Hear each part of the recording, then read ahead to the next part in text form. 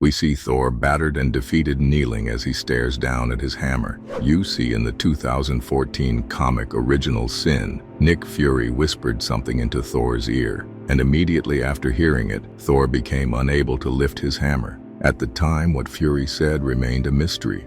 All we knew was that after that, Thor had become unworthy. So now, stripped of Mjolnir, he travels across the universe riding his magical goat. I am no longer counted among the ranks of the Avengers. My position in Asgard is tenuous at best, as the realm eternal slouches toward chaos. Even the thunder sometimes chooses to ignore my call. Thor encounters a group of trolls, so he draws his weapon, Jarnbjorn, the same axe he used before he ever wielded Mjolnir, and attacks. Look at him, boys! A Thor without a hammer! But he's struggling until his goat arrives. He starts fighting them and slashing them one by one, until the cave collapses and the trolls manage to escape with a ship. Thor picks up his axe and throws it at them, but misses, and as the trolls start making fun of him, Thor simply says, Gods, I hate trolls almost as much as I hate myself. He then sits down and begins thinking about Nick Fury and the words that made him unworthy, words he simply can't unhear, because deep down he realizes that what Fury said was most likely true, until he hears someone speak. A mysterious figure approaches Thor and introduces himself as the Unseen, a being who knows everything and has witnessed all from the horrors to the wonders of the universe. Thor, unimpressed, sarcastically asks what he had for breakfast, and the Unseen replies, Alcoholic beverages and self-loathing. Lucky guess. He then explains that he came to deliver a message. A new hammer has appeared. Thor, stunned, realizes this might be his chance to once again wield the weapon he lost. And that's when we learn that the hammer actually belonged to another Thor, the ultimate Thor from Earth 1610, who, before dying in battle, threw his hammer far away until it landed in old Asgard and was left there for a long time. With no time to waste, Thor jumps on his goat and flies to Asgard, remarking that old Asgard has long been nothing more than empty forests and silent mountains. When he arrives, he finds nothing until someone appears.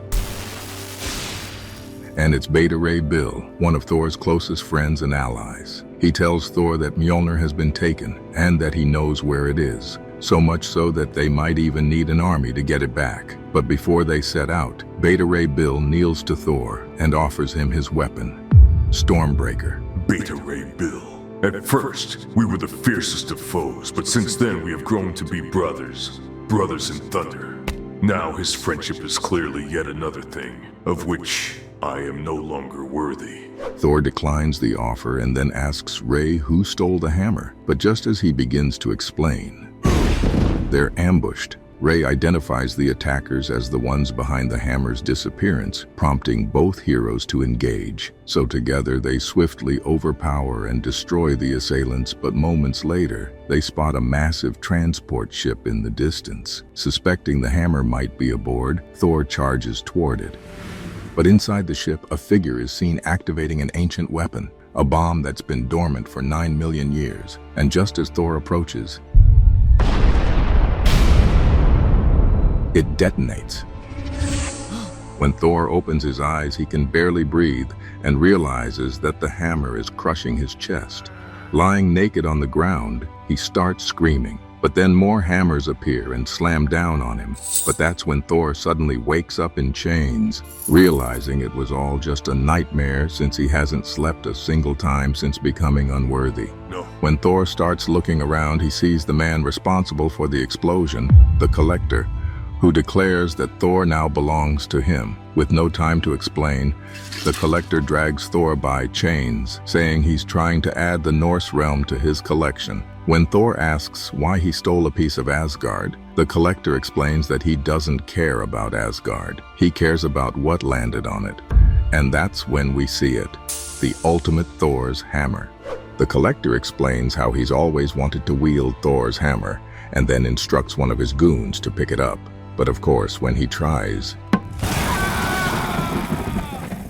he tells Thor that he tried everything, from robots to spellbooks to lift the hammer. but after realizing it was impossible, he simply took the ground it rested on. Tell me the secret. Then he turns to Thor and demands he reveal the secret to lifting it. When Thor refuses, the Collector brings out the last surviving being from the planet Dauterman and threatens to kill him unless Thor talks. You fool, I cannot help you. You must be worthy to lift the hammer. Believing that Thor is lying, the Collector begins counting to 5, instructing his goon to shoot the child if Thor doesn't reveal the secret. 4. I can't even lift my own 3, Mjolnir. I can't 2, make myself worthy, 1. let alone you. Thor grows angrier with each passing second, and that's when the hammer begins to spark, unleashing bolts of lightning that strike down his enemies and send them flying. As Thor's chains shatter, he pushes forward, step by step, getting closer and closer to the hammer. But when he finally reaches it and looks down at it, the Collector shoots him and then orders that the child's body be left in front of Thor before killing him, shouting that the hammer will be his. Afterward, we see Thor imprisoned and tortured, bound in chains, as he wrestles with thoughts of his worthiness. In the neighboring cell, he encounters one of the hellhounds of hell, a fierce creature that initially rages and boasts of its brutality. However, it eventually reveals that Thor's brother Loki gave him the name Thori. Time passes, and Thor repeatedly tries to escape but fails, until Beta Ray Bill arrives to rescue him. Bill explains that he was also captured, but managed to break free from his cell. As they begin discussing the mysterious hammer, Thor, emotionally shattered and desperate to reclaim his lost identity, succumbs to warrior's madness, a dangerous Asgardian condition that unleashes uncontrollable, blind rage. Consumed by it, Thor lashes out at his friend, attacking Bill and shouting that the hammer belongs to him. I feel that berserker rage take control of me. I feel my friend's throat being crushed beneath my hands, and gods help me. I do not care. Proxima Midnight and Black Swan ambush Thor, and that's when we learn they're there on behalf of Thanos, who struck a deal with a mysterious figure. That figure is later revealed to be Hela, the ruler of Hell, who enlisted Thanos to help her reclaim her kingdom in exchange for the one thing he desires most: death. After the battle, and with Thor finally free from the warrior's madness, he and Beta Ray Bill manage to repel the attack, but soon after, they vanish, and a fierce race for the hammer begins, with its power growing stronger by the day.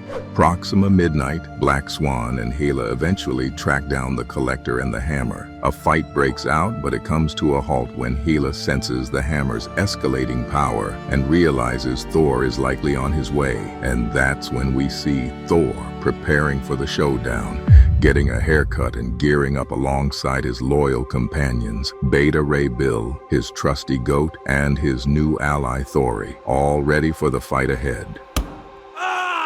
Before the battle, we see flashbacks of Thor as a young god, struggling to lift his hammer for the first time, and how, even after he finally did, he always feared that one day he might wake up and no longer be worthy. I have faced countless fearsome battles over the years, fighting alongside gods and avengers. But today, I fight a battle unlike any other. Today I fight to be whole again, to be the god I was always destined to be.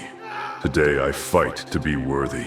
Thor and his allies cut their way through waves of enemies, pushing closer and closer to the hammer. When they finally reach it, they find Thanos' team already waiting. Thor gives them a warning, but they stand their ground, and the battle erupts. Thor clashes with Proxima Midnight, Beta Ray Bill takes on Black Swan, Thori lunges at Hela, and the goat charges after the Collector. Thor defeats Proxima and moves closer to the hammer, telling himself how excited he is to finally wield a legendary weapon. But just before he can touch it, the Collector wraps Thor in chains and drags him away, but Thor breaks free using his axe and lands on his goat. Together, they launch another attack and manage to bring the Collector down. Thor then crashes to the ground near the hammer, telling himself, "A whisper was all it took to bring me down, to rise again. I need to be stronger than whispers, stronger than my enemies, than unworthiness. And I need one other thing. I need a hammer." And that's when we're taken to the moon, where it's revealed that the mysterious figure who told Thor about the hammer's location, the Unseen, is actually Nick Fury. You see, Fury became the Unseen after killing the original Watcher during Marvel's original Sin event. So now, as he silently watches Thor reach for the hammer, he reflects that he no longer feels the emotions Fury once did, except for one: regret. I never should have whispered. I never should have made the greatest of the gods unworthy, even if all I spoke was the truth. We return to Thor as he reaches for the hammer, with Beta Ray Bill shouting for him to take it. As Thor grips it, memories of his former greatness and power as the god of thunder flood back, until he quietly tells himself, I am the mighty Thor, the god of thunder, and this is not my hammer. Thor lets go of the hammer, and Hela tells him he made the right choice, because the hammer now belongs to Thanos. But Thor looks her dead in the eye and replies that the hammer belongs to neither of them. Then he raises his fist and blasts them all into outer space with his power. Meanwhile, we see the Collector, who screams that the hammer is his, but Thor frees all of the Collector's prisoners, and as the captives escape, Thor sneaks up behind the Collector and hurls him into space. Finally, at the end, Ray and Thor manage to restore old Asgard to its rightful place. Ray then asks Thor if he's going to try lifting the hammer, but Thor replies that it's not his to wield. When Ray asks if Thor thinks he's worthy, Thor simply responds, No god is worthy. And that's when we find out what Fury said to Thor. He whispered to me, the whisper that left me unworthy. All he said was, Gore was right. Ray asks if he's talking about Gore the God Butcher, and Thor confirms that he is. You see, Gore came from a violent and impoverished past. After witnessing the cruelty of the world, Gore began to question the gods. How good could they truly be if they never answered the prayers of those who suffered? When he finally discovered that gods were real but chose not to help, he was filled with rage. And that's when he began his crusade to hunt them down. Gods are vain and vengeful creatures, always have been.